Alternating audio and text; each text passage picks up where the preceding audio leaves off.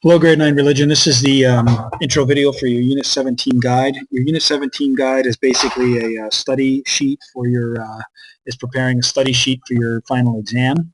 Your final exam is based on unit guides 1 through 13 and also 15, Unit 14 and 16 were your ISU, 17 is this one, your study, and then 18 is your actual exam. So all of the content for the exam is Units 1 through 13 and Unit 15, okay? I split the review up into two sections. One is definitions, and the other one is a list of stuff that you should be able to do for the exam, okay?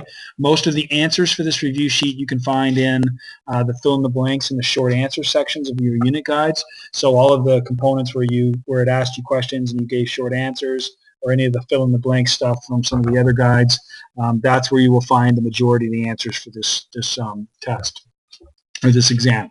The second thing is, when you're doing these definitions or you're doing this, make sure that you're working out of the unit guides. If you just Google these definitions, you're going to come up with completely different definitions for some of these terms. These terms are all based on religion and religious study, okay? And if you just Google virtues or vices, that may not give you the same definition that we're looking for when we're asking you from the context of religion. Okay, so make sure that you're using the unit guides. All of the stuff is in the unit guides. I can assure you of that. Secondly, we need to know generally some of these stories about Saul, David, Solomon, and Joshua. I can't tell you specific things to go in and get out of their stories. You just need to know the stories in general, okay? Because some of the fill in the blanks and things from the exams, they're asking you questions based on the stories, and you need to know the general idea of those stories.